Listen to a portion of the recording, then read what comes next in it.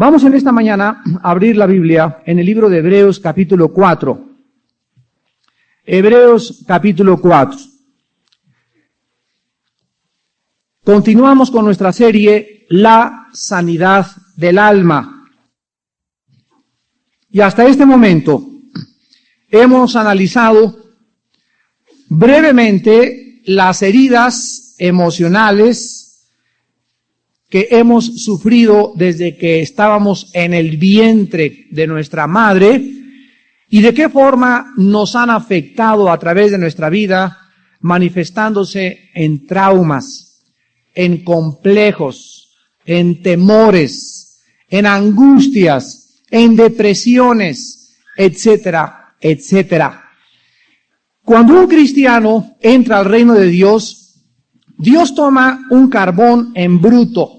Dios toma algo burdo, algo crudo, y el Espíritu Santo tiene un propósito principal: comenzar a limar en tu vida y en mi vida todas las asperezas y todas las facetas que le impidan a Dios usarnos para su gloria.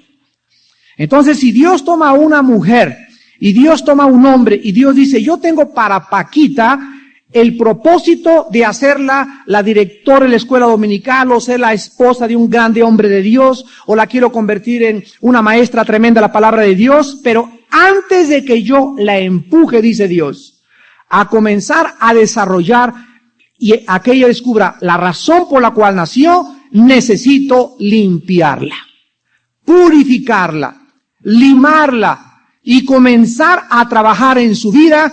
Y siempre que el Espíritu Santo trabaja en nuestra vida, duele.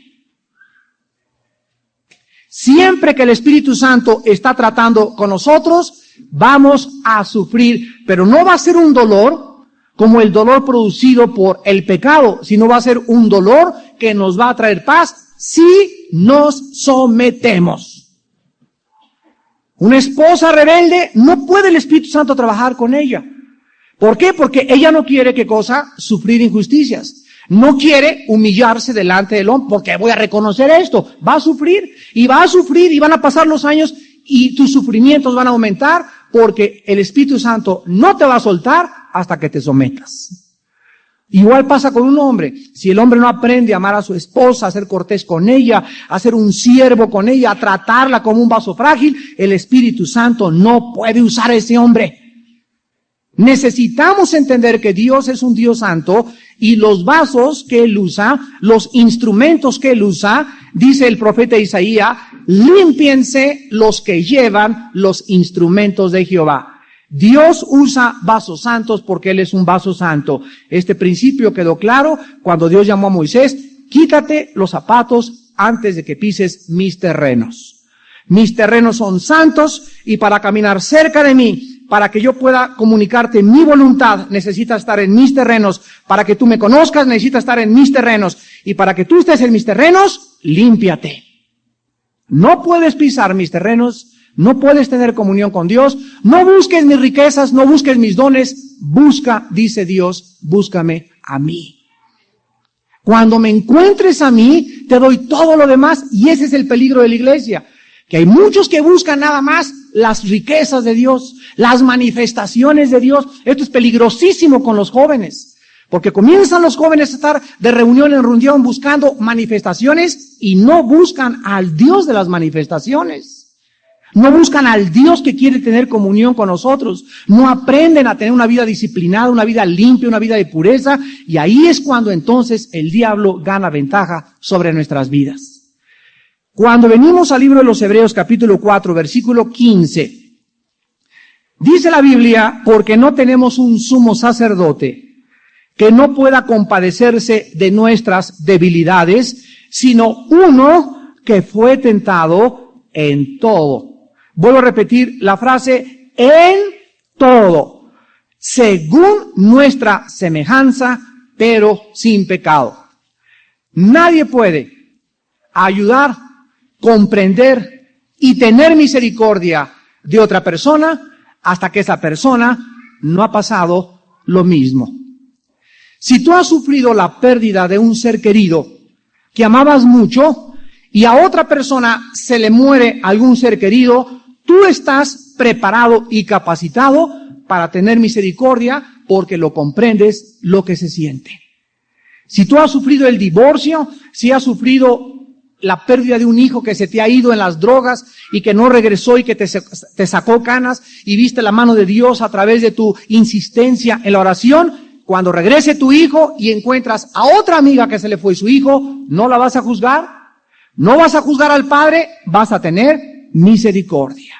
Porque atravesaste lo que está atravesando y estás calificado para poder ayudarlo. Dios nos muestra que Jesucristo vino al mundo a vivir en el cuerpo que tú tienes y que yo tengo, pero sin pecado, absolutamente todas las angustias, depresiones, traiciones, perjurios, todas las cosas, los traumas, los complejos, no hay absolutamente ninguna experiencia que tú estés pasando en esta mañana que Jesucristo no haya atravesado. Y por esta razón, Jesucristo se puede compadecer de nosotros. Hemos visto hasta este momento, repito, todo lo que los hombres hemos sufrido, hemos visto algunas formas en que podemos ser sanados. Vamos a meternos en esta mañana a los sufrimientos de Jesucristo. En Hebreos 4:15 hay una palabra que es clave para nuestro estudio y nuestra comprensión, que es debilidades. No tenemos un sumo sacerdote que no pueda compadecerse, que no pueda tener misericordia de nuestras debilidades. Esta palabra debilidades es la palabra griega asteneia. Y ustedes saben que la mayor parte del castellano se deriva del griego, y así encontramos que el prefijo de la letra A significa sin. Por ejemplo, ateo significa sin Dios. Asin, teos, Dios. Asteneia significa sin fuerza, porque teneia es fuerza, asteneia sin fuerza. Esta palabra asteneia significa sin fuerza. Se traduce muchas veces en el griego debilidad y otras veces enfermedad. Una enfermedad es la carencia de vigor, la carencia de fuerza. Cualquier enfermedad que nos azote nos mina las fuerzas. En el Antiguo Testamento, la palabra asteneia estaba relacionada con los sacrificios que ofrecían los sacerdotes. Y una asteneia en el Antiguo Testamento era una mancha física, una contaminación, una culpa, un defecto o deformidad en una persona o en un animal. En el Antiguo Testamento, Dios prohibió. Dios no aceptaba que se le ofreciera ningún sacrificio con asteneia, con debilidad, con mancha, deforme o torcido o chueco. Veámoslo en Levítico capítulo 21, versículo 16 al 24. Dice Levítico 21, versículo 16 al 24, que aún los sacerdotes deberían ser sin defectos.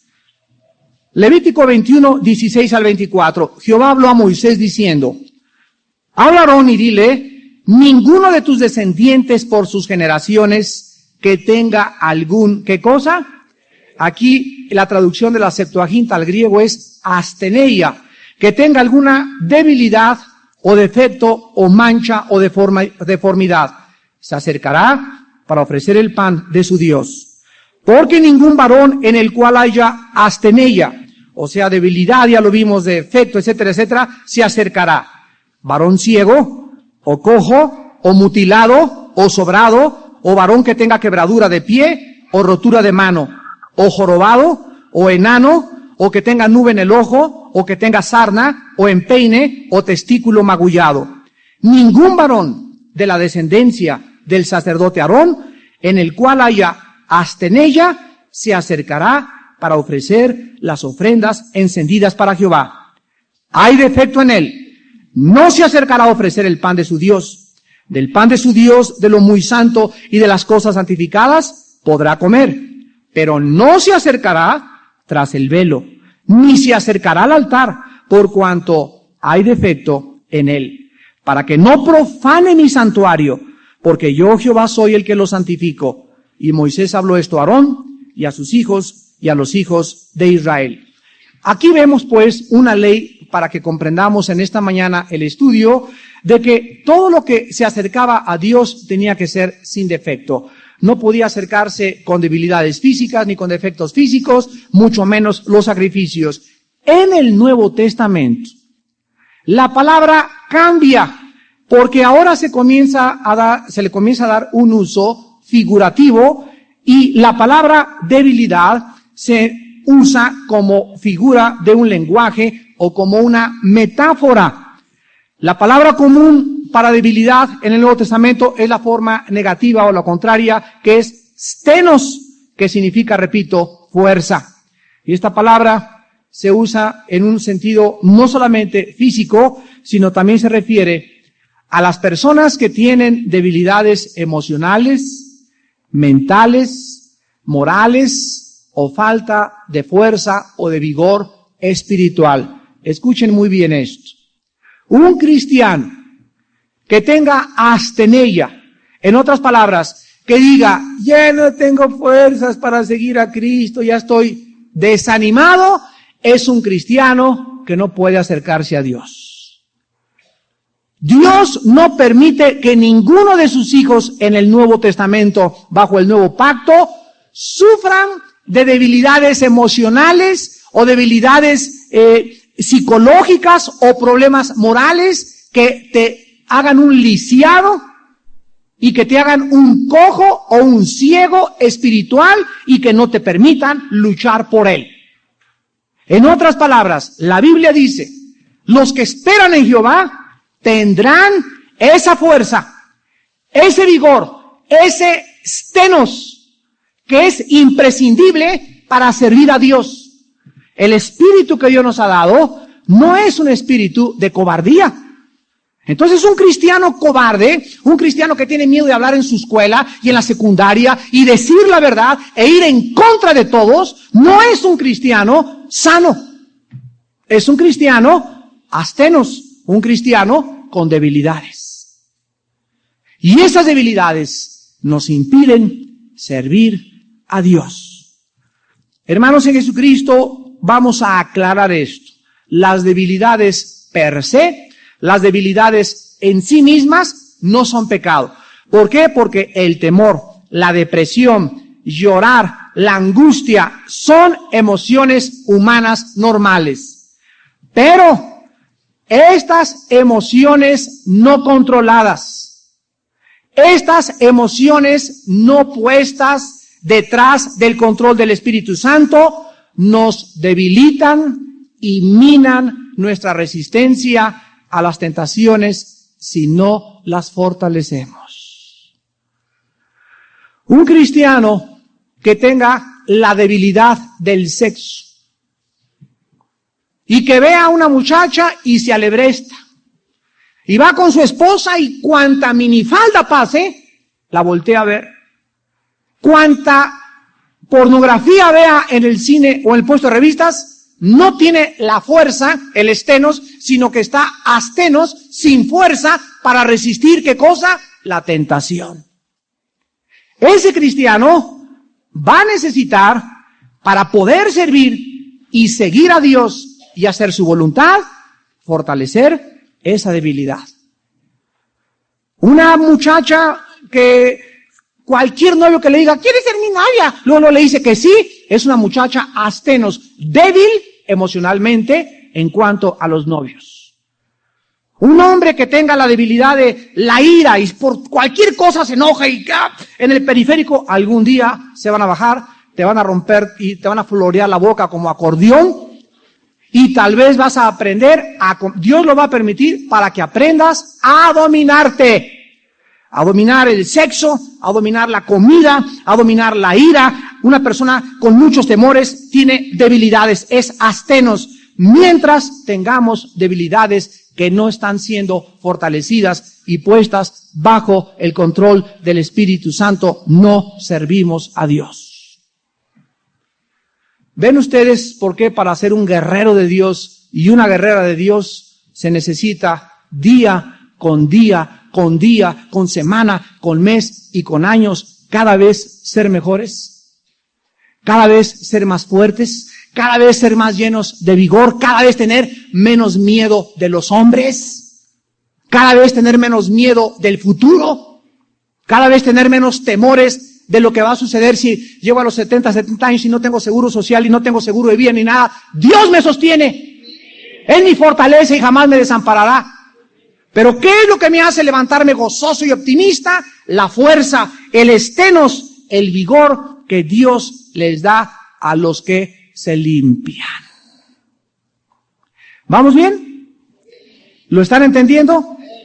Muy bien. En el libro de los Hebreos se usa como el libro de Levítico, o sea, el Nuevo Testamento, el libro de Hebreos es el Levítico del Antiguo Testamento, porque en el libro de Hebreos se nos enseña a interpretar los sacrificios, demostrándonos que todos los sacrificios del Antiguo Testamento apuntaban, señalaban hacia la persona de Jesucristo. En el Antiguo Testamento, el sacerdote o los sacerdotes hijos de Aarón tenían astenos, tenían debilidades, porque eran humanos. Por esta razón, porque tenían debilidades, antes de traer el sacrificio y ponerlo en el altar y ofrecerlo a Dios, tenían primero que ofrecer un sacrificio por ellos mismos, por sus propias debilidades, y ya que ofrecieran, y ya que se arrepintieran ellos primero, podían interceder por los demás a Dios. Vuelvo a repetir, por causa de sus debilidades, pero al mismo tiempo, Dios permitía esto para que los sacerdotes, cuando fueran a interceder por una alma, por un hombre o por una mujer, recordaran antes de juzgar a nadie que ellos mismos también estaban propensos a pecar. Entonces, cuando un predicador hace esto, es un dedo apuntando a la gente y 3 dedos apuntándole a él. Entonces, antes de que tú le digas a una persona, eres esto o eres aquello, recuerda que tú también eres débil. Y que en ti existe el potencial de hacer también peores cosas y que gracias a la fuerza y la misericordia de Dios estás de pie, pero por la fe estás firme. Así que el que piensa que está firme, mire que no caiga. ¿Por qué Dios permite muchas veces que nosotros, su pueblo, atravesemos y descubramos debilidades? Hace algunos meses un hermano me habló por teléfono y me dijo, Armando, estaba llore y llore, estaba incontrolable en el teléfono. Le dije, mira, comencé a orar, a alabar a Dios. Le dije, ya cálmate, tranquilo. ¿Qué pasa? Armando me dice, volví a caer en el alcohol. Y le dije, mira, no sabes cuánto gusto me da que me hayas hablado, porque en primer lugar me doy cuenta que estás buscando, ¿qué cosa? Ayuda. Porque podías ahorita decir, me vale gorro y aquí échame la del estribo, etcétera, etcétera. Pero no, este hermano se levantó después de la cruda y estaba hecho pedazos moral y espiritualmente, estaba arrepentido. Y me dice, caí y quiero decirte que me duele y no sé cómo poder salir de esto. Cuando él me estaba hablando, recordé que yo también, cuando no era cristiano, fui casi un borracho empedernido. Cuando era joven, ¿verdad? Tomaba muchísimo yo antes de conocer a Jesucristo.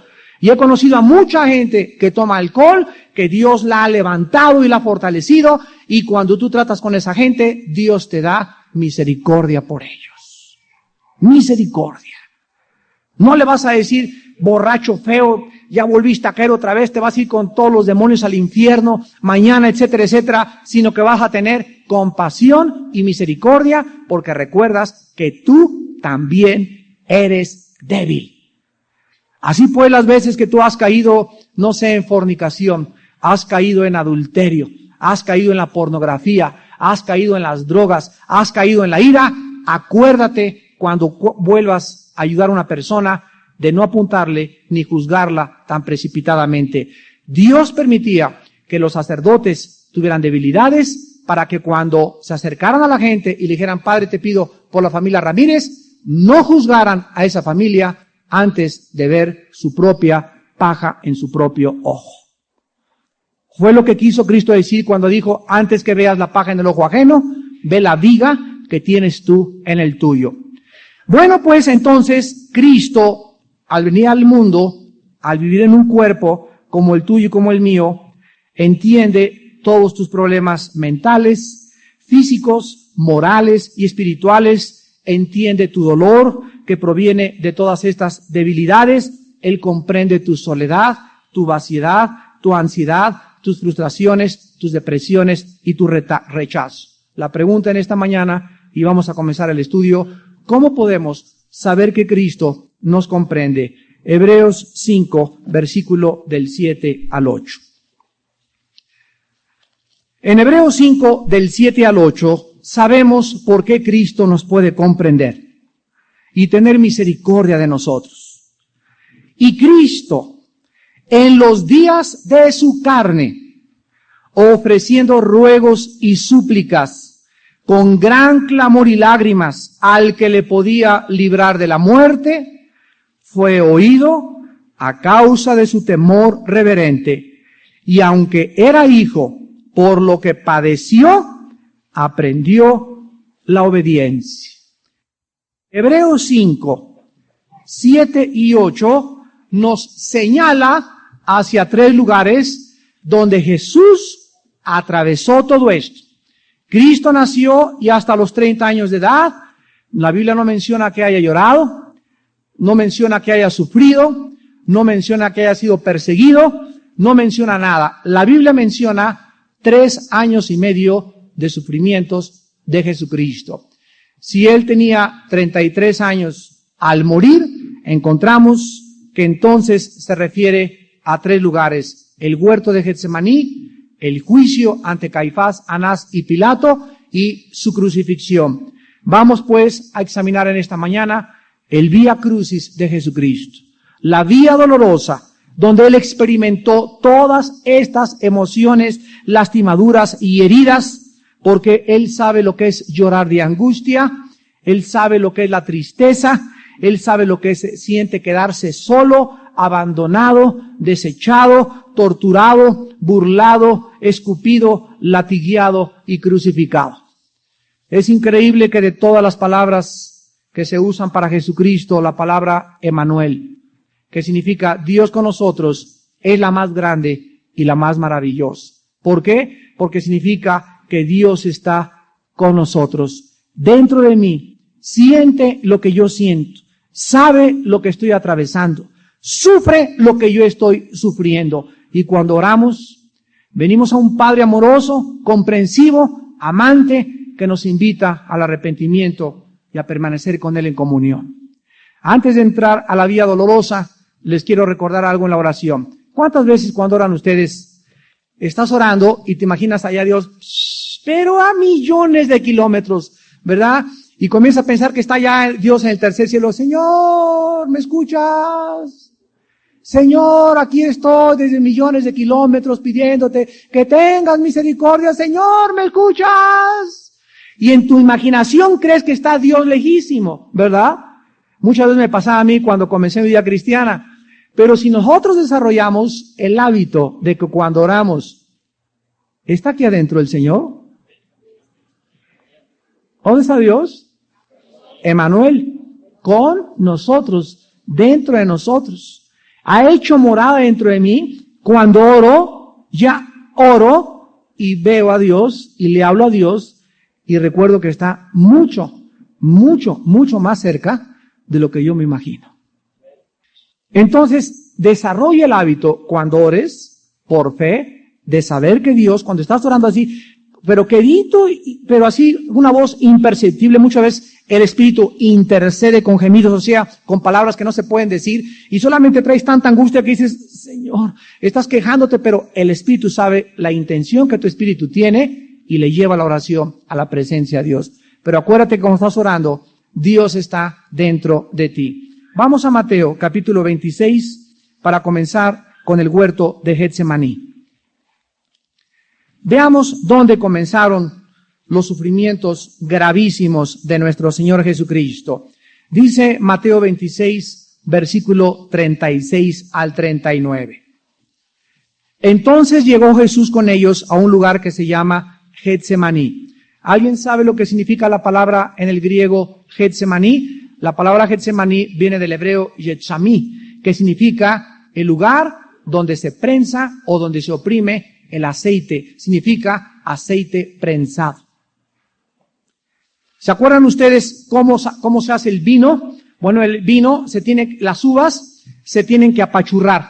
¿Cómo se hace el jugo de naranja? Se tienen que oprimir para que salga el jugo. Y así la Biblia, a través de la palabra Getsemaní, nos revela, nos ilustra que cuando Jesucristo entró a Getsemaní, entró a una prensa.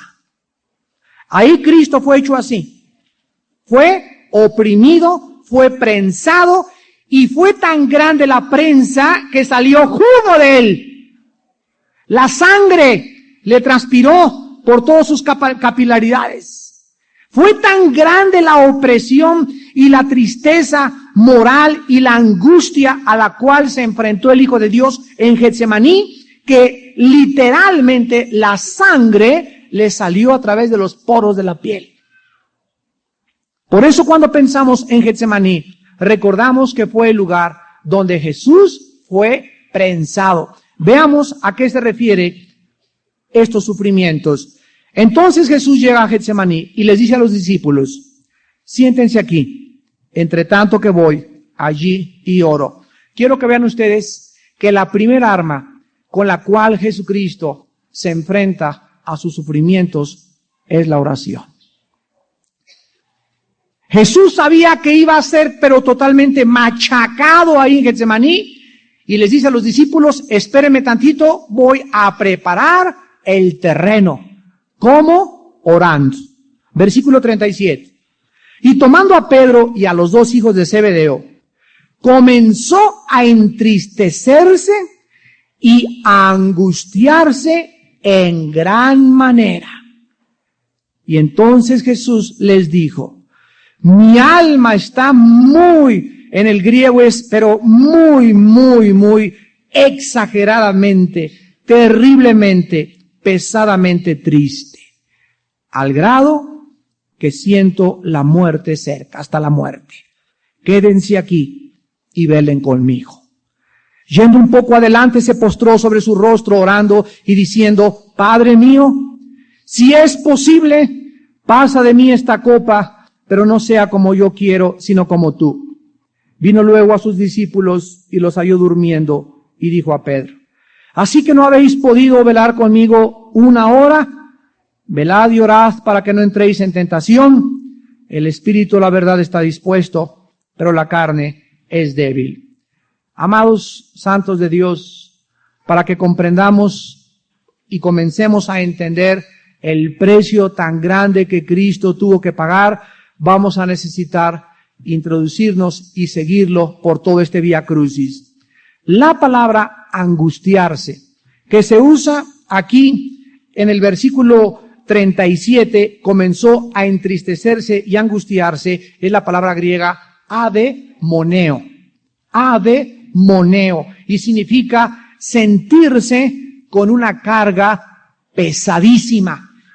Esas veces que tú sientes que el corazón se te sale, es tan grande tu dolor, es tan grande tu angustia, tu hijo no lo haz de cuenta como si perdieras un hijo amado de 1 año, 2 años en el mercado y que no lo encuentras, nos sentimos morir.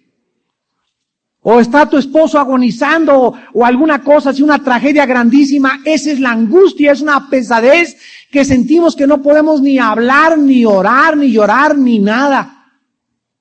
La palabra entristecerse es la palabra perilupos en el griego y significa dolor profundo del alma, tristeza de sobremanera. ¿Dices tú que tú has experimentado dolores, cargas y tristezas? Ven al Señor Jesús en Getsemaní, porque Jesucristo sabe lo que es sentirse angustiado y entristecido de sobremanera. Y en este momento, cuando Él necesitaba a sus amigos, Cuando él necesitaba que lo abrazaran, le dijeran, ánimo valiente, ánimo campeón, estoy contigo Conchita, estoy contigo en tu dolor y en tus sufrimientos. 3 veces le habló por teléfono a la suegra y no se apareció. 3 veces le pidió a su mamá que le ayudara y no la ayudó. ¿Has tú pedido ayuda y no has tenido respuesta de algún hermano o de alguna hermana y por esta razón ya te amargaste? Ve a Jesucristo en Getsemaní. 3 veces les pide a los discípulos y ninguno estaba disponible. Mateo 26, versículo 40. Vino luego a sus discípulos y los halló durmiendo y dijo a Pedro, ¿así que no habéis podido velar conmigo 1 hora? Versículo 43 al 44. Vino otra vez y los halló durmiendo, porque los ojos de ellos estaban cargados de sueño. Y dejándolos, se fue de nuevo y oró por 3ª vez diciendo las mismas palabras. Versículo 56. Mas todo esto sucede para que se cumplan las escrituras de las profecías. Entonces todos los discípulos, dejándole, huyeron. Hermanos en Jesucristo, Dios sabe que tú has experimentado soledad, tristeza profunda, desangramiento, vaciedad patológica y la angustia profunda. Recuerda a Jesucristo. ¿Qué hizo Jesús? De acuerdo a Hebreos 5:7, en medio de esta tristeza y de esta angustia, ofreció ruegos y súplicas al Padre.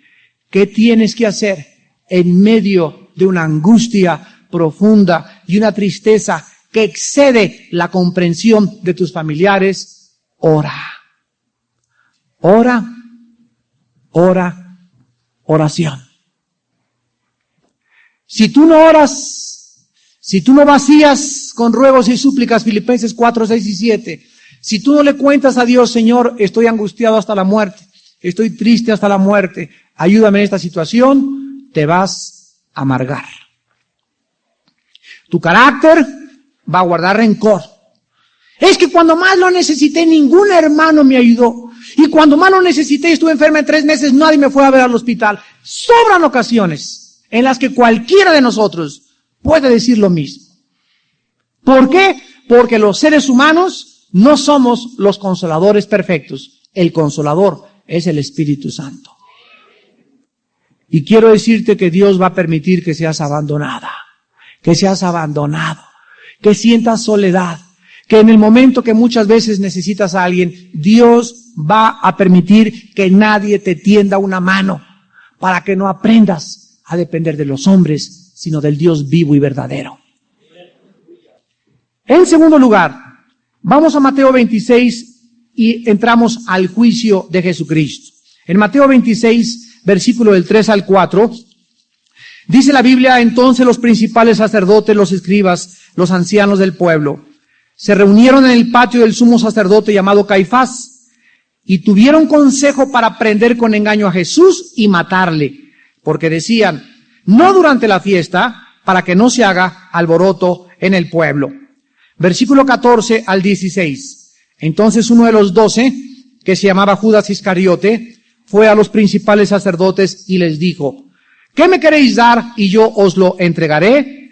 Y ellos le asignaron 30 piezas de plata y desde entonces buscaba oportunidad para entregarle. Versículo 59 al 68.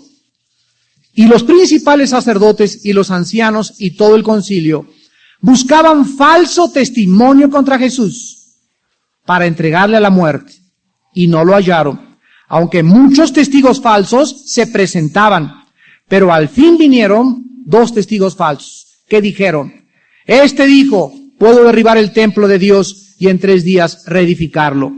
Y levantándose el sumo sacerdote les dijo, ¿no respondes nada? ¿Qué testifican estos contra ti? Mas Jesús callaba. Entonces el sumo sacerdote le dijo, te conjuro por el Dios viviente, que nos digas si eres tú el Cristo, el Hijo de Dios. Jesús le dijo, tú lo has dicho, y además os digo que desde ahora veréis al Hijo del Hombre sentado a la diestra del poder de Dios, viniendo en las nubes del cielo. Entonces el sumo sacerdote rasgó sus vestiduras diciendo: ¡Ha blasfemado! ¿Qué más necesidad tenemos de testigos? He aquí, ahora mismo habéis oído su blasfemia. ¿Qué os parece? Y respondieron ellos, dijeron: es reo de muerte. Entonces le escupieron en el rostro y le dieron de puñetazos, y otros le abofeteaban diciendo: profetízanos, Cristo, ¿quién es el que te golpeó? Aquí encontramos el juicio más injusto que cualquier ser humano haya atravesado en toda la historia. Aquí encontramos a Jesucristo acusado con falsos testimonios. ¿Has sido tú algún día calumniado por alguien? ¿Ha habido alguna persona que te haya señalado y que haya traído algún testigo en contra de ti? Vean ustedes en los versículos que acabamos de leer todo lo que sufrió. Hicieron conspiración contra él. ¿Ha habido algún grupo de gentes conspirando contra ti? En segundo lugar, engañaron a las autoridades romanas. Fue traicionado por uno de su propio equipo. Testificaron falsamente en contra de él. Le escupieron en el rostro. Le dieron de puñetazos. Le desfiguraron la cara de tanto trancazo que le dieron. Le abofetearon y se burlaron de él. ¿Has atravesado tú alguna de estas experiencias? ¿O hasta esta mañana tú creías que eras el único, la única que ha sufrido en esta vida? ¿Cómo se llama Jesucristo a través del profeta Isaías en el capítulo 53? Se le da otro título: varón de dolores. ¿Entiendes ahora por qué Cristo, cualquier cosa que tú has atravesado, Jesús la puede comprender? Y finalmente vayamos a la cruz del Calvario. Mateo 27, versículos 33 al 44. Dice Mateo 27, 33 al 44, cuando llegaron a un lugar llamado Gólgota, que significa lugar de la calavera o lugar de la muerte, le dieron a beber vinagre mezclado con hiel. Pero después de haberlo probado, no quiso beberlo. Cuando le hubieron crucificado, repartieron entre sí sus vestidos, echando suertes. Para que se cumpliese lo dicho por el profeta, partieron entre sí sus vestidos, y sobre mi ropa echaron suertes. Y sentados le guardaban allí. Y pusieron sobre su cabeza su causa escrita: este es Jesús, el Rey de los judíos. Entonces crucificaron con él a dos ladrones, uno a la derecha y otro a la izquierda. Y los que pasaban le injuriaban, meneando la cabeza, y diciendo: tú que derribas el templo y en 3 días lo reedificas, sálvate a ti mismo. Si eres Cristo, Hijo de Dios, desciende de la cruz. De esta manera también los principales sacerdotes, escarneciéndole con los escribas y los fariseos y los ancianos, decían: a otro salvó, y a sí mismo no se puede salvar. Si es el Rey de Israel, descienda ahora de la cruz y creeremos en él. Confió en Dios. Líbrele ahora si le quiere, porque ha dicho: soy hijo de Dios. Lo mismo le injuriaban también los ladrones que estaban crucificados con él. Aquí observamos algo asombroso y maravilloso que se escribió 1000 años antes de que esto sucediera. En el Salmo número 22, en el Antiguo Testamento, 1000 años antes de que esta escena que acabamos de leer haya tenido lugar, el Espíritu Santo, adelantándose 1000 años al tiempo, le reveló a David exactamente lo que iba a pasar 1000 años después en la cruz del Calvario. Y así encontramos en el Salmo 22, versículos del 15 en adelante, las características de la crucifixión. Y dice la Biblia, versículo 14 en adelante: he sido derramado como aguas, todos mis huesos se descoyuntaron, mi corazón fue como cera, derritiéndose en medio de mis entrañas. Como un tiesto se secó mi vigor, y mi lengua se pegó a mi paladar, y me has puesto en el polvo de la muerte. Observen ustedes las características de la crucifixión. La frase derramado como aguas, en otras palabras, la sangre de Cristo le salía por todos lados. Le salía de la cabeza, le salía de los oídos, le salía de las cejas, le salía de la nariz, le salía de sus labios de tantos puñetazos que le dieron, le salía de sus manos y le salía de sus pies. Era un guiñapo ensangrentado, desfigurado, colgando en la cruz. Huesos descoyuntados.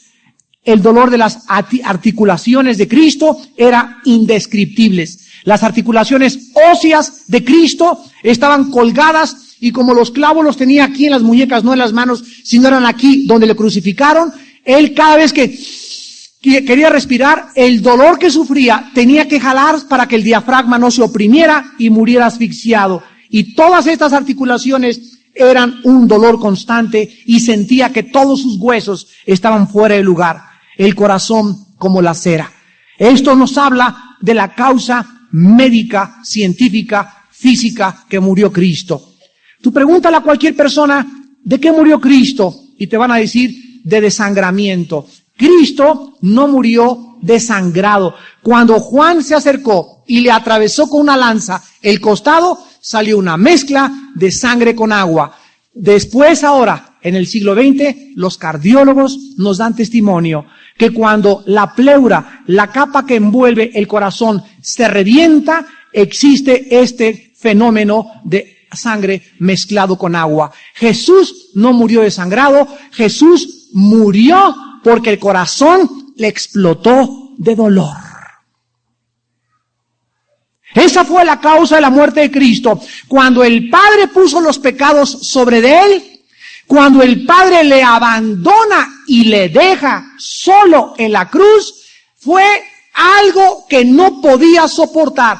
Y en instantes y en segundos le explota el corazón. Los pecados tuyos y mis pecados le fueron puestos sobre su cuerpo y el dolor moral de sentirse abandonado y separado del Padre por tus pecados y por mis pecados le provocaron la muerte. El corazón se convirtió como la cera. La pleura, la capa que cubre el corazón, se rompió de dolor. Por eso dice el salmista, se derramó como la cera mi corazón. Vigor secado. Cristo no tomó en agua casi en 24 horas y el polvo alrededor de la Palestina y la montaña donde estaba hacía que la lengua se le pegara al paladar literalmente. Y cuando dijo, denme, tengan misericordia de mí, tengan compasión de mí, estoy deshecho, estoy ensangrentado, estoy crucificado. Y el odio era tan grande y tan profundo que no hubo alguien que le dijera, moja tus labios un poquito con esta agua, sino que le dieron a beber vinagre mezclado con hiel para agravar más el odio y la amargura contra la luz y la verdad. Quiero preguntarte si tú has experimentado algo parecido. Le dieron a beber vinagre, le crucificaron, clavaron sus manos, desfiguraron su rostro, sus vestidos, los únicos que tenía, los repartieron como si fuera una kermés. Sobre su cabeza le pusieron un título burlonamente que decía, este es el rey de los judíos. Le pusieron 2 criminales y la gente abajo, rematando y dando la puntilla, se burlaban, hacían injuria y le continuaban atacándole con sus palabras. Por eso Jesús se llama varón de dolores y por eso puede comprendernos e identificarse en nuestro dolor.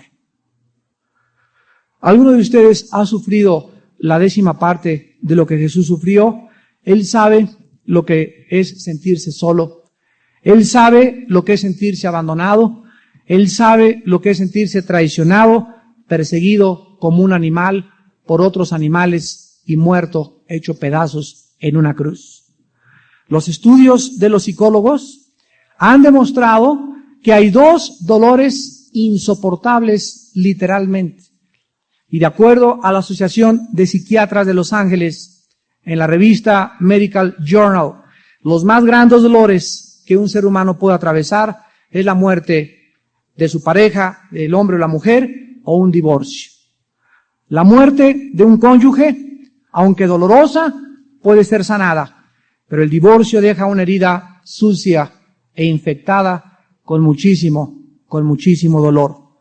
Y Jesús, comprende en esta mañana a ti que eres padre soltero y que tienes que hacer de papá y mamá, tal vez porque te abandonó tu esposa, o a ti mujer que me escuchas que te abandonó tu esposo y que la haces de papá y mamá y que haces los dos en uno. Jesús te comprende cuando tú estás tratando de hacer los dos roles de papá y de mamá. Y quiero decirte que ya no tienes por qué sentirte abandonado, sola, vacía y desamparada, porque ahora Él ha mandado a tu corazón a vivir y habitar al Espíritu Santo, al Consolador. Dice nuestro texto en Hebreos capítulo 5, versículo 4, Hebreos 4, versículo 15, porque no tenemos un sumo sacerdote que no pueda compadecerse de nuestras debilidades. Ahora lo entiendes por qué Jesús te puede comprender, porque Él atravesó lo indecible y aún más de lo que nosotros podamos imaginarnos.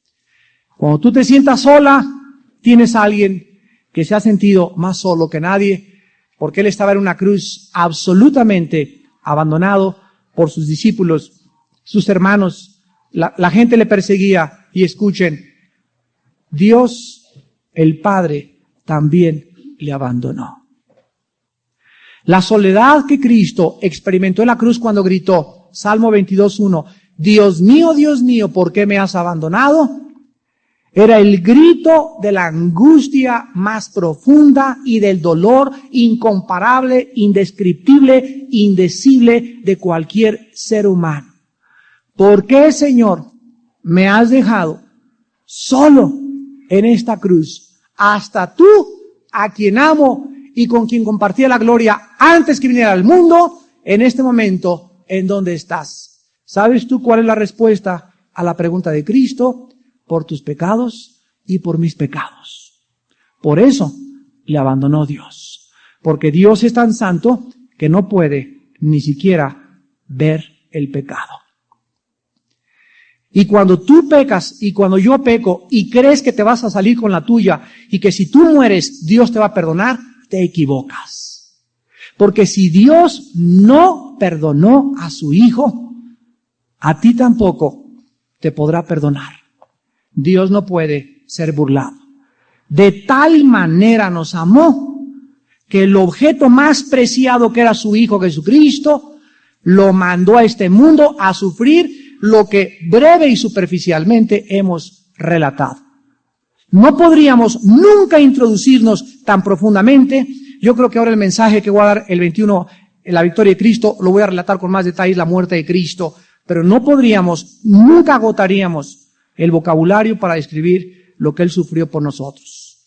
Solamente la Biblia nos lo deja impreso en Isaías 53, para que tengamos una ligera idea, versículo 3 en adelante. Les pido que inclinemos nuestra cabeza. Despreciado y desechado entre los hombres, varón de dolores, experimentado en quebranto. Escondimos de él el rostro, fue menospreciado y no lo estimamos. Ciertamente llevó él nuestras enfermedades y sufrió nuestros dolores, y nosotros le tuvimos por azotado, por herido de Dios y abatido. Mas él herido fue por nuestras rebeliones, molido por nuestros pecados, el castigo de nuestra paz fue sobre él, y por su llaga fuimos nosotros curados. Señor, estas palabras que tú has usado, despreciado, desechado, quebrantado, menospreciado, enfermado, adolorido, azotado, herido, abatido, molido y castigado, angustiado y afligido, son las palabras con que nos das a entender cuánto sufrió nuestro amado y bendito Salvador. Señor Jesús, si tú sufriste tanto por mí, si tú hiciste todo esto porque me amas, ¿cuánto más debo ahora vivir una vida santa delante de ti? ¿Cuánto más ahora debo entender que fue el pecado la razón por la cual atravesaste este valle de sombras y de muerte? Fue por mi pecado, Señor Jesús, por lo que tú atravesaste todas estas cosas indescriptibles, todos estos sufrimientos que no hay lenguaje para poder expresar lo profundo que los llevaste en tu alma. Y ahora, Padre, que he comprendido que me amas, ¿cómo me puedo sentir solo? ¿Cómo podré sentirme jamás sola? ¿Cómo me podré sentir algún día desamparado si a tu Hijo no lo escatimaste? A tu Hijo no lo perdonaste por mí, Señor, que no valgo nada, que somos indignos, Señor. Por nosotros lo hiciste, para que ahora nosotros no vivamos para nosotros, sino para aquel que vive glorificado.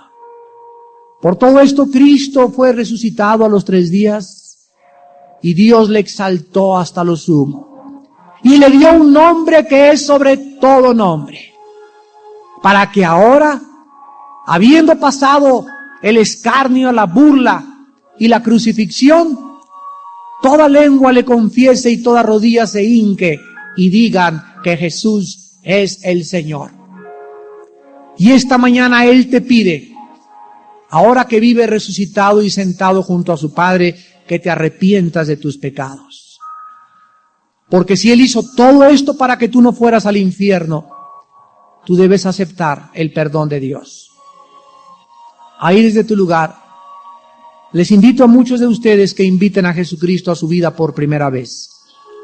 Recíbelo esta mañana como tu Señor y Salvador y dile estas palabras.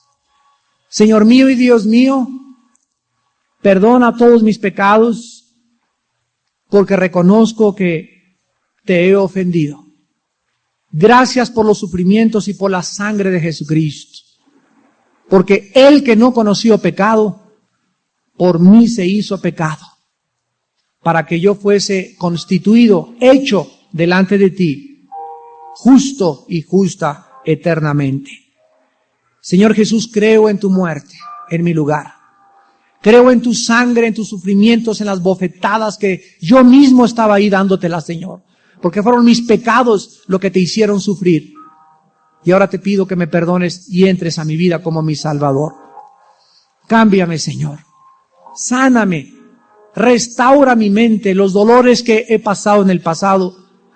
Y muéstrame ahora la senda de la vida. Para que tu Espíritu Santo me guíe y yo viva para glorificar tu santo y bendito nombre. ¿Ha habido alguna persona que te haya señalado y que haya traído algún testigo en contra de ti? Vean ustedes en los versículos que acabamos de leer todo lo que sufrió. Hicieron conspiración contra él. ¿Ha habido algún grupo de gentes conspirando contra ti? En segundo lugar, engañaron a las autoridades romanas. Fue traicionado por uno de su propio equipo. Testificaron falsamente en contra de él. Le escupieron en el rostro. Le dieron de puñetazos. Le desfiguraron la cara de tanto trancazo que le dieron. Le abofetearon y se burlaron de él. ¿Has atravesado tú alguna de estas experiencias? ¿O hasta esta mañana tú creías que eras el único, la única que ha sufrido en esta vida? ¿Cómo se llama Jesucristo a través del profeta Isaías en el capítulo 53? Se le da otro título, varón de dolores. ¿Entiendes ahora por qué Cristo, cualquier cosa que tú has atravesado, Jesús la puede comprender? Y finalmente vayamos a la cruz del Calvario. Mateo 27, versículos 33 al 44. Dice Mateo 27, 33 al 44, cuando llegaron a un lugar llamado Gólgota, que significa lugar de la calavera o lugar de la muerte, le dieron a beber vinagre mezclado con hiel. Pero después de haberlo probado, no quiso beberlo. Cuando le hubieron crucificado, repartieron entre sí sus vestidos, echando suertes, para que se cumpliese lo dicho por el profeta. Partieron entre sí sus vestidos, y sobre mi ropa echaron suertes. y sentados le guardaban allí. Y pusieron sobre su cabeza su causa escrita: Este es Jesús, el Rey de los judíos. Entonces crucificaron con él a 2 ladrones, uno a la derecha y otro a la izquierda. Y los que pasaban le injuriaban, meneando la cabeza y diciendo: Tú que derribas el templo y en 3 días lo reedificas, sálvate a ti mismo. Si eres Cristo, Hijo de Dios, desciende de la cruz. De esta manera también los principales sacerdotes, escarneciéndole con los escribas y los fariseos y los ancianos, decían: A otro salvó, y a sí mismo no se puede salvar. Si es el Rey de Israel, descienda ahora de la cruz y creeremos en él. Confió en Dios, líbrele ahora si le quiere, porque ha dicho: Soy hijo de Dios. Lo mismo le injuriaban también los ladrones que estaban crucificados con él. Aquí observamos algo asombroso y maravilloso que se escribió 1000 años antes de que esto sucediera. En el Salmo número 22, en el Antiguo Testamento, 1000 años antes de que esta escena que acabamos de leer haya tenido lugar, el Espíritu Santo, adelantándose 1000 años al tiempo, le reveló a David exactamente lo que iba a pasar 1000 años después en la cruz del Calvario.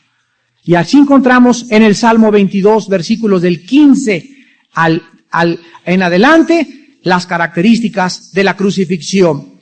Y dice la Biblia, versículo 14 en adelante: He sido derramado como aguas, todos mis huesos se descoyuntaron, mi corazón fue como cera, derritiéndose en medio de mis entrañas.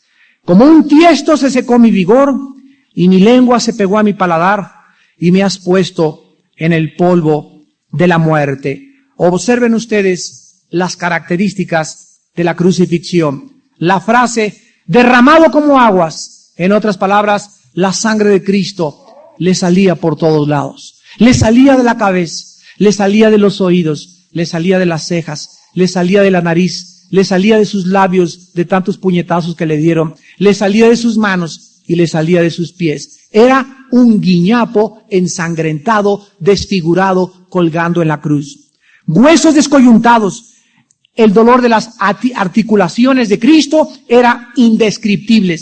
Las articulaciones óseas de Cristo estaban colgadas y como los clavos los tenía aquí en las muñecas, no en las manos, sino eran aquí donde le crucificaron, él cada vez que quería respirar, el dolor que sufría tenía que jalar para que el diafragma no se oprimiera y muriera asfixiado. Y todas estas articulaciones eran un dolor constante y sentía que todos sus huesos estaban fuera de lugar. El corazón como la cera. Esto nos habla de la causa médica, científica, física que murió Cristo. Tú pregúntale a cualquier persona, ¿de qué murió Cristo? Y te van a decir, de desangramiento. Cristo no murió desangrado. Cuando Juan se acercó y le atravesó con una lanza el costado, salió una mezcla de sangre con agua. Después, ahora, en el siglo XX, los cardiólogos nos dan testimonio que cuando la pleura, la capa que envuelve el corazón, se revienta, existe este fenómeno de sangre mezclado con agua. Jesús no murió desangrado, Jesús murió porque el corazón le explotó de dolor. Esa fue la causa de la muerte de Cristo. Cuando el Padre puso los pecados sobre de él, cuando el Padre le abandona y le deja solo en la cruz, fue algo que no podía soportar. Y en instantes y en segundos le explota el corazón. Los pecados tuyos y mis pecados le fueron puestos sobre su cuerpo y el dolor moral de sentirse abandonado y separado del Padre por tus pecados y por mis pecados le provocaron la muerte. El corazón se convirtió como la cera. La pleura, la capa que cubre el corazón, se rompió de dolor. Por eso dice el salmista, se derramó como la cera mi corazón. Vigor secado. Cristo no tomó en agua casi en 24 horas, y el polvo alrededor de la Palestina y la montaña donde estaba hacía que la lengua se le pegara al paladar literalmente. Y cuando dijo, tengan misericordia de mí, tengan compasión de mí, estoy deshecho, estoy ensangrentado, estoy crucificado. Y el odio era tan grande y tan profundo que no hubo alguien que le dijera, moja tus labios un poquito con esta agua, sino que le dieron a beber vinagre mezclado con hiel para agravar más el odio y la amargura contra la luz y la verdad.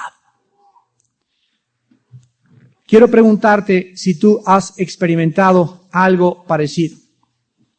Le dieron a beber vinagre, le crucificaron, clavaron sus manos, desfiguraron su rostro, sus vestidos, los únicos que tenía, los repartieron como si fuera una kermés. Sobre su cabeza le pusieron un título burlonamente que decía, este es el rey de los judíos. Le pusieron 2 criminales y la gente abajo, rematando y dando la puntilla, se burlaban, hacían injuria y le continuaban atacándole con sus palabras. Por eso Jesús se llama varón de dolores y por eso puede comprendernos e identificarse en nuestro dolor. ¿Alguno de ustedes ha sufrido la 10ª parte de lo que Jesús sufrió? Él sabe lo que es sentirse solo. Él sabe lo que es sentirse abandonado. Él sabe lo que es sentirse traicionado, perseguido como un animal por otros animales y muerto, hecho pedazos en una cruz. Los estudios de los psicólogos han demostrado que hay 2 dolores insoportables literalmente. Y de acuerdo a la Asociación de Psiquiatras de Los Ángeles, en la revista Medical Journal, los más grandes dolores que un ser humano puede atravesar es la muerte. Vamos en esta mañana a abrir la Biblia en el libro de Hebreos capítulo 4. Hebreos capítulo 4. Continuamos con nuestra serie La sanidad del alma.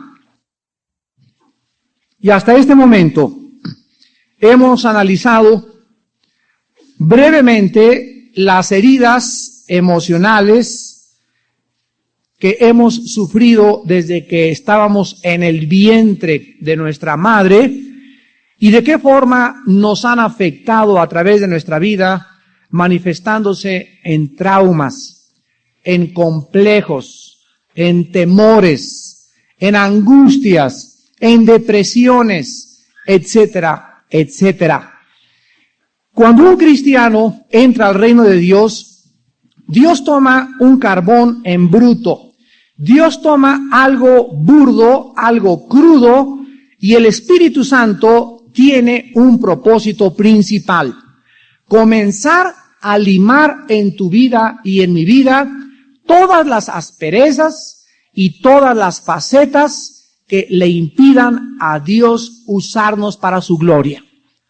Entonces, si Dios toma a una mujer y Dios toma a un hombre y Dios dice, yo tengo para Paquita el propósito de hacerla la directora de la escuela dominical o ser la esposa de un grande hombre de Dios o la quiero convertir en una maestra tremenda de la palabra de Dios, pero antes de que yo la empuje, dice Dios, a comenzar a desarrollar y a que ella descubra la razón por la cual nació, necesito limpiarla, purificarla, limarla y comenzar a trabajar en su vida. Y siempre que el Espíritu Santo trabaja en nuestra vida, duele. Siempre que el Espíritu Santo está tratando con nosotros, vamos a sufrir, pero no va a ser un dolor como el dolor producido por el pecado, sino va a ser un dolor que nos va a traer paz si nos sometemos. Una esposa rebelde, no puede el Espíritu Santo trabajar con ella. ¿Por qué? Porque ella no quiere, ¿qué cosa? Sufrir injusticias. No quiere humillarse delante del hombre, porque voy a reconocer esto. Va a sufrir y van a pasar los años y tus sufrimientos van a aumentar porque el Espíritu Santo no te va a soltar hasta que te sometas. Igual pasa con un hombre. Si el hombre no aprende a amar a su esposa, a ser cortés con ella, a ser un siervo con ella, a tratarla como un vaso frágil, el Espíritu Santo no puede usar a ese hombre. Necesitamos entender que Dios es un Dios santo y los vasos que Él usa, los instrumentos que Él usa, dice el profeta Isaías, límpiense los que llevan los instrumentos de Jehová. Dios usa vasos santos porque Él es un vaso santo. Este principio quedó claro cuando Dios llamó a Moisés, quítate los zapatos antes de que pises mis terrenos. Mis terrenos son santos y para caminar cerca de mí, para que yo pueda comunicarte mi voluntad, necesitas estar en mis terrenos. Para que tú me conozcas, necesitas estar en mis terrenos. Y para que tú estés en mis terrenos, límpiate.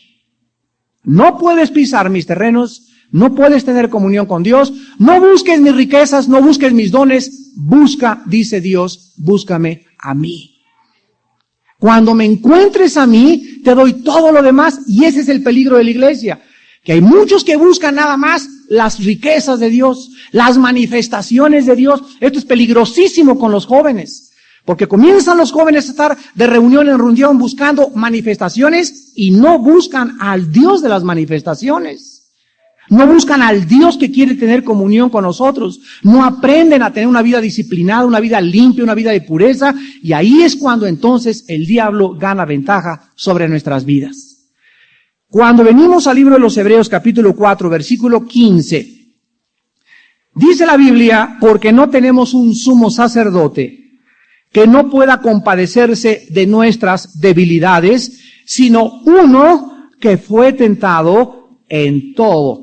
Vuelvo a repetir la frase, en todo, según nuestra semejanza, pero sin pecado. Nadie puede ayudar, comprender y tener misericordia de otra persona hasta que esa persona no ha pasado lo mismo. Si tú has sufrido la pérdida de un ser querido que amabas mucho y a otra persona se le muere algún ser querido, tú estás preparado y capacitado para tener misericordia porque lo comprendes lo que se siente. Si tú has sufrido el divorcio, si has sufrido la pérdida de un hijo que se te ha ido en las drogas y que no regresó y que te sacó canas y viste la mano de Dios a través de tu insistencia en la oración, cuando regrese tu hijo y encuentras a otra amiga que se le fue su hijo, ¿no la vas a juzgar? No vas a juzgar al padre, vas a tener misericordia. Porque atravesaste lo que está atravesando y estás calificado para poder ayudarlo. Dios nos muestra que Jesucristo vino al mundo a vivir en el cuerpo que tú tienes y que yo tengo, pero sin pecado, absolutamente todas las angustias, depresiones, traiciones, perjurios, todas las cosas, los traumas, los complejos, no hay absolutamente ninguna experiencia que tú estés pasando en esta mañana que Jesucristo no haya atravesado. Y por esta razón, Jesucristo se puede compadecer de nosotros. Hemos visto hasta este momento, repito, todo lo que los hombres hemos sufrido, hemos visto algunas formas en que podemos ser sanados. Vamos a meternos en esta mañana a los sufrimientos de Jesucristo. En Hebreos 4:15 hay una palabra que es clave para nuestro estudio y nuestra comprensión, que es debilidades. No tenemos un sumo sacerdote que no pueda compadecerse, que no pueda tener misericordia de nuestras debilidades. Esta palabra debilidades es la palabra griega asteneia, asteneia. Y ustedes saben que la mayor parte del castellano se deriva del griego, y así encontramos que el prefijo de la letra A significa sin. Por ejemplo, ateo significa sin Dios. Asin, teos, Dios. Asteneia significa sin fuerza, porque teneia es fuerza, asteneia sin fuerza. Esta palabra asteneia significa sin fuerza. Se traduce muchas veces en el griego debilidad y otras veces enfermedad. Una enfermedad es la carencia de vigor, la carencia de fuerza. Cualquier enfermedad que nos azote nos mina las fuerzas. En el Antiguo Testamento, la palabra asteneia estaba relacionada con los sacrificios que ofrecían los sacerdotes. Y una astenella en el Antiguo Testamento era una mancha física, una contaminación, una culpa, un defecto o deformidad en una persona o en un animal. En el Antiguo Testamento, Dios prohibió, Dios no aceptaba que se le ofreciera ningún sacrificio con astenella, con debilidad, con mancha, deforme o torcido o chueco. Veámoslo en Levítico capítulo 21, versículo 16 al 24. Dice Levítico 21, versículo 16 al 24, que aún los sacerdotes deberían ser sin defectos. Levítico 21, 16 al 24. Jehová habló a Moisés diciendo: habla a Aarón y dile, ninguno de tus descendientes por sus generaciones que tenga algún, ¿qué cosa? Aquí la traducción de la Septuaginta al griego es asteneia, que tenga alguna debilidad o defecto o mancha o deformidad. Se acercará para ofrecer el pan de su Dios. Porque ningún varón en el cual haya asteneia, o sea, debilidad, ya lo vimos, defecto, etcétera, etcétera, se acercará. Varón ciego, o cojo, o mutilado, o sobrado, o varón que tenga quebradura de pie, o rotura de mano, o jorobado, o enano, o que tenga nube en el ojo, o que tenga sarna, o empeine, o testículo magullado. Ningún varón de la descendencia del sacerdote Aarón, en el cual haya astenella, se acercará para ofrecer las ofrendas encendidas para Jehová. Hay defecto en él, no se acercará a ofrecer el pan de su Dios. Del pan de su Dios, de lo muy santo y de las cosas santificadas, podrá comer, pero no se acercará tras el velo, ni se acercará al altar, por cuanto hay defecto en él, para que no profane mi santuario, porque yo Jehová soy el que lo santifico. Y Moisés habló esto a Aarón y a sus hijos y a los hijos de Israel. Aquí vemos pues una ley para que comprendamos en esta mañana el estudio de que todo lo que se acercaba a Dios tenía que ser sin defecto. No podía acercarse con debilidades físicas ni con defectos físicos, mucho menos los sacrificios. En el Nuevo Testamento, la palabra cambia, porque ahora se le comienza a dar un uso figurativo y la palabra debilidad se usa como figura de un lenguaje o como una metáfora. La palabra común para debilidad en el Nuevo Testamento es la forma negativa o la contraria, que es stenos, que significa, repito, fuerza. Y esta palabra se usa en un sentido no solamente físico, sino también se refiere a las personas que tienen debilidades emocionales, mentales, morales o falta de fuerza o de vigor espiritual. Escuchen muy bien esto. Un cristiano que tenga astenella, en otras palabras, que diga, ya no tengo fuerzas para seguir a Cristo, ya estoy desanimado, es un cristiano que no puede acercarse a Dios. Dios no permite que ninguno de sus hijos en el Nuevo Testamento, bajo el nuevo pacto, sufran de debilidades emocionales o debilidades psicológicas o problemas morales que te hagan un lisiado y que te hagan un cojo o un ciego espiritual y que no te permitan luchar por él. En otras palabras, la Biblia dice, los que esperan en Jehová tendrán esa fuerza, ese vigor, ese stenos, que es imprescindible para servir a Dios. El espíritu que Dios nos ha dado no es un espíritu de cobardía. Entonces un cristiano cobarde, un cristiano que tiene miedo de hablar en su escuela y en la secundaria y decir la verdad e ir en contra de todos, no es un cristiano sano. Es un cristiano astenos. Un cristiano con debilidades. Y esas debilidades nos impiden servir a Dios. Hermanos en Jesucristo, vamos a aclarar esto. Las debilidades per se, las debilidades en sí mismas, no son pecado. ¿Por qué? Porque el temor, la depresión, llorar, la angustia son emociones humanas normales. Pero estas emociones no controladas, estas emociones no puestas detrás del control del Espíritu Santo, nos debilitan y minan nuestra resistencia a las tentaciones si no las fortalecemos. Un cristiano que tenga la debilidad del sexo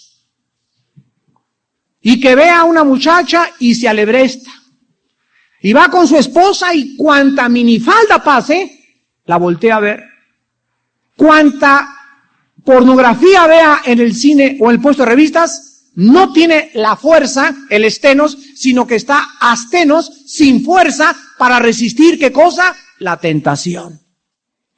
Ese cristiano va a necesitar, para poder servir y seguir a Dios y hacer su voluntad, fortalecer esa debilidad. Una muchacha que cualquier novio que le diga, ¿quieres ser mi novia? Luego le dice que sí, es una muchacha astenos, débil emocionalmente en cuanto a los novios. Un hombre que tenga la debilidad de la ira y por cualquier cosa se enoja y en el periférico algún día se van a bajar, te van a romper y te van a florear la boca como acordeón y tal vez vas a aprender, Dios lo va a permitir para que aprendas a dominarte. A dominar el sexo, a dominar la comida, a dominar la ira. Una persona con muchos temores tiene debilidades, es astenos. Mientras tengamos debilidades que no están siendo fortalecidas y puestas bajo el control del Espíritu Santo, no servimos a Dios. ¿Ven ustedes por qué para ser un guerrero de Dios y una guerrera de Dios se necesita día, con semana, con mes y con años, cada vez ser mejores? Cada vez ser más fuertes, cada vez ser más llenos de vigor, cada vez tener menos miedo de los hombres, cada vez tener menos miedo del futuro, cada vez tener menos temores de lo que va a suceder si llego a los 70 años y no tengo seguro social y no tengo seguro de vida ni nada. Dios me sostiene, Él me fortalece y jamás me desamparará. Pero ¿qué es lo que me hace levantarme gozoso y optimista? La fuerza, el estenos, el vigor que Dios les da a los que se limpian. ¿Vamos bien? ¿Lo están entendiendo? Muy bien. En el libro de los Hebreos se usa como el libro de Levítico, o sea, el Nuevo Testamento, el libro de Hebreos es el Levítico del Antiguo Testamento, porque en el libro de Hebreos se nos enseña a interpretar los sacrificios, demostrándonos que todos los sacrificios del Antiguo Testamento apuntaban, señalaban hacia la persona de Jesucristo. En el Antiguo Testamento, el sacerdote o los sacerdotes hijos de Aarón tenían astenos, tenían debilidades, porque eran humanos. Por esta razón, porque tenían debilidades, antes de traer el sacrificio y ponerlo en el altar y ofrecerlo a Dios, tenían primero que ofrecer un sacrificio por ellos mismos, por sus propias debilidades, y ya que ofrecieran, y ya que se arrepintieran ellos primero, podían interceder por los demás a Dios. Vuelvo a repetir, por causa de sus debilidades, pero al mismo tiempo, Dios permitía esto para que los sacerdotes, cuando fueran a interceder por una alma, por un hombre o por una mujer, recordaran antes de juzgar a nadie que ellos mismos también estaban propensos a pecar. Entonces, cuando un predicador hace esto, es un dedo apuntando a la gente y 3 dedos apuntándole a él. Entonces, antes de que tú le digas a una persona, eres esto o eres aquello, recuerda que tú también eres débil. Y que en ti existe el potencial de hacer también peores cosas y que gracias a la fuerza y la misericordia de Dios, vean ustedes que la primera arma con la cual Jesucristo se enfrenta a sus sufrimientos es la oración. Jesús sabía que iba a ser pero totalmente machacado ahí en Getsemaní y les dice a los discípulos, espérenme tantito, voy a preparar el terreno. ¿Cómo? Orando. Versículo 37. Y tomando a Pedro y a los dos hijos de Zebedeo, comenzó a entristecerse y a angustiarse en gran manera. Y entonces Jesús les dijo, mi alma está en el griego es, pero muy exageradamente, terriblemente, pesadamente triste, al grado que siento la muerte cerca, hasta la muerte. Quédense aquí y velen conmigo. Yendo un poco adelante, se postró sobre su rostro orando y diciendo, Padre mío, si es posible, pasa de mí esta copa, pero no sea como yo quiero, sino como tú. Vino luego a sus discípulos y los halló durmiendo y dijo a Pedro, ¿así que no habéis podido velar conmigo una hora? Velad y orad para que no entréis en tentación. El espíritu, la verdad, está dispuesto, pero la carne es débil. Amados santos de Dios, para que comprendamos y comencemos a entender el precio tan grande que Cristo tuvo que pagar, vamos a necesitar introducirnos y seguirlo por todo este vía crucis. La palabra angustiarse, que se usa aquí en el versículo 37, comenzó a entristecerse y angustiarse, es la palabra griega ademoneo. Ademoneo. Y significa sentirse con una carga pesadísima. Esas veces que tú sientes que el corazón se te sale, es tan grande tu dolor, es tan grande tu angustia, tu hijo no lo, haz de cuenta como si perdieras un hijo amado de 1 año, 2 años en el mercado y que no lo encuentras, nos sentimos morir. O está tu esposo agonizando o alguna cosa, así una tragedia grandísima, esa es la angustia, es una pesadez que sentimos que no podemos ni hablar, ni orar, ni llorar, ni nada. La palabra entristecerse es la palabra perilupos en el griego y significa dolor profundo del alma, tristeza de sobremanera. ¿Dices tú que tú has experimentado dolores, cargas y tristezas? Ven al Señor Jesús en Getsemaní, porque Jesucristo sabe lo que es sentirse angustiado y entristecido de sobremanera. Y en este momento, cuando Él necesitaba a sus amigos, cuando Él necesitaba que lo abrazaran y le dijeran, ánimo valiente, ánimo campeón, estoy contigo Conchita, estoy contigo en tu dolor y en tus sufrimientos, 3 veces le habló por teléfono a la suegra y no se apareció. 3 veces le pidió a su mamá que le ayudara y no la ayudó. ¿Has tú pedido ayuda y no has tenido respuesta de algún hermano o de alguna hermana? Y por esta razón ya te amargaste, ve a Jesucristo en Getsemaní. 3 veces les pide a los discípulos y ninguno estaba disponible. Mateo 26, versículo 40. Vino luego a sus discípulos y los halló durmiendo y dijo a Pedro, ¿así que no habéis podido velar conmigo 1 hora? Versículo 43 al 44. Vino otra vez y los halló durmiendo, porque los ojos de ellos estaban cargados de sueño. Y dejándolos, se fue de nuevo y oró por 3ª vez diciendo las mismas palabras. Versículo 56.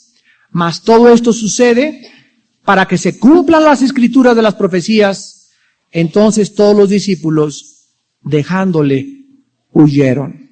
Hermanos en Jesucristo, Dios sabe que tú has experimentado soledad, tristeza profunda, desangramiento, vaciedad patológica y la angustia profunda. Recuerda a Jesucristo.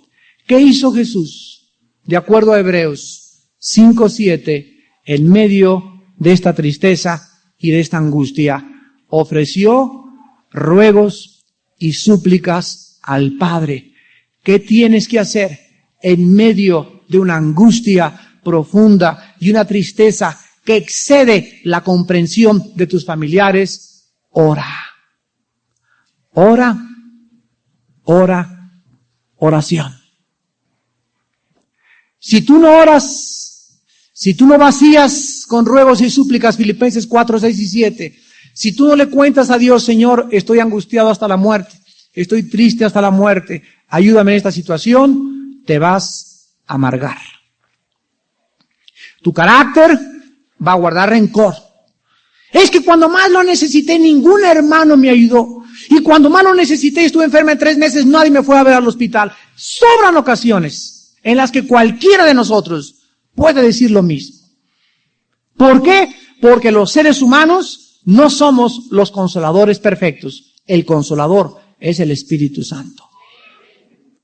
Y quiero decirte que Dios va a permitir que seas abandonada, que seas abandonado, que sientas soledad, que en el momento que muchas veces necesitas a alguien, Dios va a permitir que nadie te tienda una mano para que no aprendas a depender de los hombres, sino del Dios vivo y verdadero.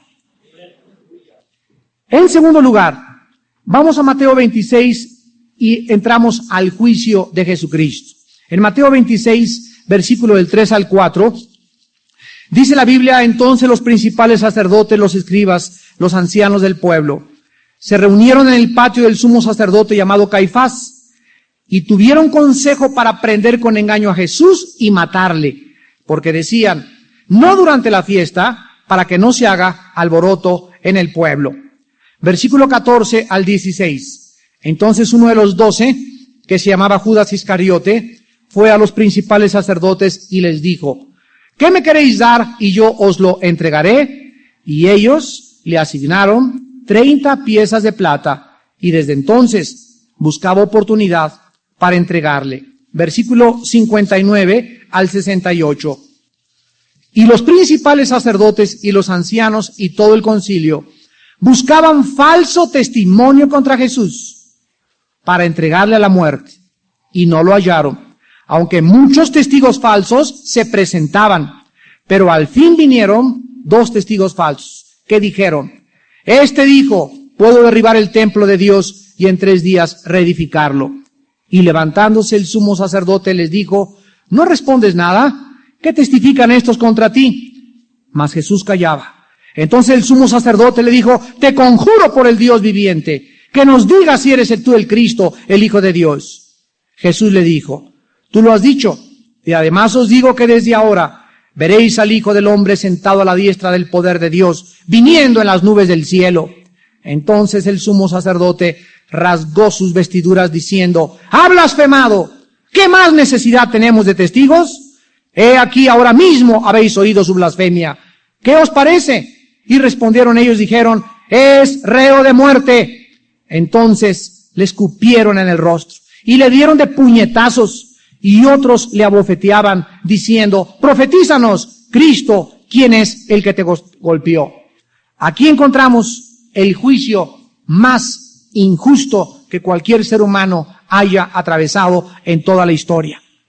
Aquí encontramos a Jesucristo acusado con falsos testimonios. ¿Has sido tú algún día calumniado por alguien?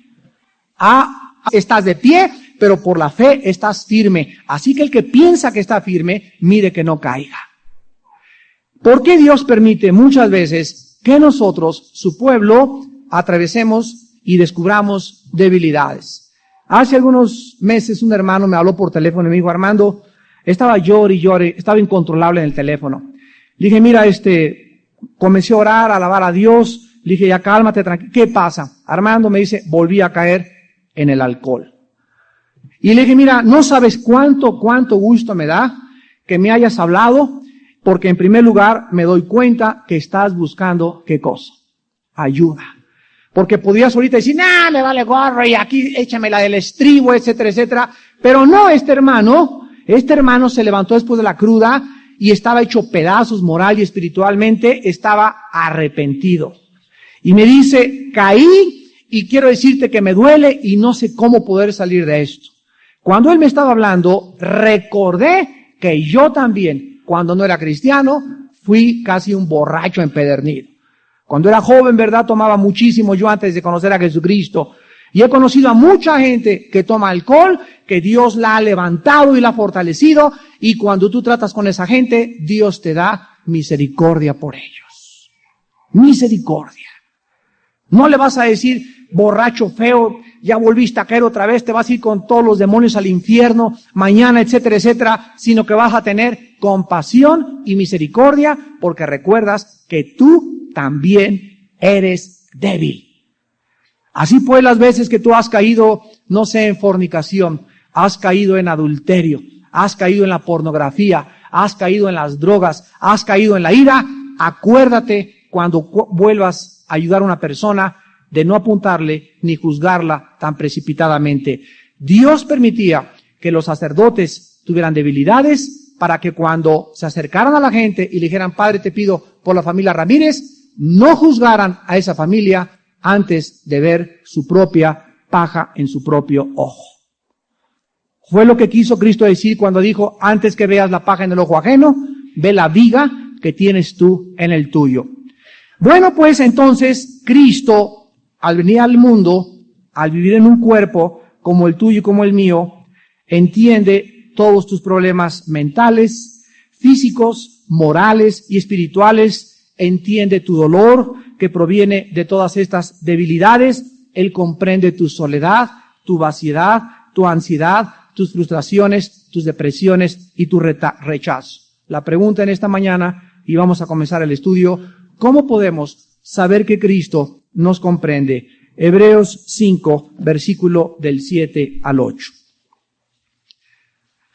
En Hebreos 5, del 7 al 8, sabemos por qué Cristo nos puede comprender y tener misericordia de nosotros. Y Cristo, en los días de su carne, ofreciendo ruegos y súplicas, con gran clamor y lágrimas, al que le podía librar de la muerte, fue oído a causa de su temor reverente, y aunque era hijo, por lo que padeció, aprendió la obediencia. Hebreos 5, 7 y 8 nos señala hacia 3 lugares donde Jesús atravesó todo esto. Cristo nació y hasta los 30 años de edad, la Biblia no menciona que haya llorado, no menciona que haya sufrido, no menciona que haya sido perseguido, no menciona nada. La Biblia menciona 3 años y medio de sufrimientos de Jesucristo. Si Él tenía 33 años al morir, encontramos que entonces se refiere a 3 lugares: el huerto de Getsemaní, el juicio ante Caifás, Anás y Pilato, y su crucifixión. Vamos pues a examinar en esta mañana el Vía Crucis de Jesucristo, la vía dolorosa, donde Él experimentó todas estas emociones, lastimaduras y heridas, porque Él sabe lo que es llorar de angustia, Él sabe lo que es la tristeza, Él sabe lo que se siente quedarse solo, abandonado, desechado, torturado, burlado, escupido, latigueado y crucificado. Es increíble que de todas las palabras que se usan para Jesucristo, la palabra Emmanuel, que significa Dios con nosotros, es la más grande y la más maravillosa. ¿Por qué? Porque significa que Dios está con nosotros. Dentro de mí, siente lo que yo siento, sabe lo que estoy atravesando, sufre lo que yo estoy sufriendo. Y cuando oramos, venimos a un Padre amoroso, comprensivo, amante, que nos invita al arrepentimiento y a permanecer con Él en comunión. Antes de entrar a la vía dolorosa, les quiero recordar algo en la oración. ¿Cuántas veces cuando oran ustedes, estás orando y te imaginas allá a Dios, pero a millones de kilómetros, ¿verdad? Y comienza a pensar que está ya Dios en el tercer cielo. Señor, ¿me escuchas? Señor, aquí estoy desde millones de kilómetros pidiéndote que tengas misericordia. Señor, ¿me escuchas? Y en tu imaginación crees que está Dios lejísimo, ¿verdad? Muchas veces me pasaba a mí cuando comencé mi vida cristiana. Pero si nosotros desarrollamos el hábito de que cuando oramos, ¿está aquí adentro el Señor? ¿Dónde está Dios? Emmanuel, con nosotros, dentro de nosotros. Ha hecho morada dentro de mí. Cuando oro, ya oro y veo a Dios y le hablo a Dios y recuerdo que está mucho más cerca de lo que yo me imagino. Entonces, desarrolla el hábito cuando ores, por fe, de saber que Dios, cuando estás orando así, pero quedito, pero así, una voz imperceptible, muchas veces el Espíritu intercede con gemidos, o sea, con palabras que no se pueden decir, y solamente traes tanta angustia que dices, Señor, estás quejándote, pero el Espíritu sabe la intención que tu Espíritu tiene y le lleva la oración a la presencia de Dios. Pero acuérdate que cuando estás orando, Dios está dentro de ti. Vamos a Mateo, capítulo 26, para comenzar con el huerto de Getsemaní. Veamos dónde comenzaron los sufrimientos gravísimos de nuestro Señor Jesucristo. Dice Mateo 26, versículo 36 al 39.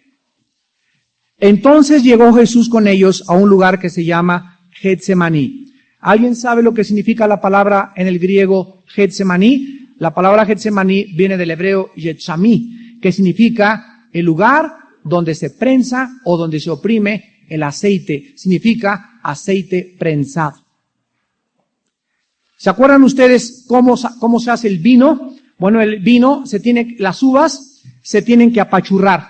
¿Cómo se hace el jugo de naranja? Se tienen que oprimir para que salga el jugo. Y así la Biblia, a través de la palabra Getsemaní, nos revela, nos ilustra que cuando Jesucristo entró a Getsemaní, entró a una prensa. Ahí Cristo fue hecho así. Fue oprimido, fue prensado y fue tan grande la prensa que salió jugo de él. La sangre le transpiró por todas sus capilaridades. Fue tan grande la opresión y la tristeza moral y la angustia a la cual se enfrentó el Hijo de Dios en Getsemaní, que literalmente la sangre le salió a través de los poros de la piel. Por eso cuando pensamos en Getsemaní, recordamos que fue el lugar donde Jesús fue prensado. Veamos a qué se refiere estos sufrimientos. Entonces Jesús llega a Getsemaní y les dice a los discípulos, siéntense aquí, entre tanto que voy allí y oro. Quiero que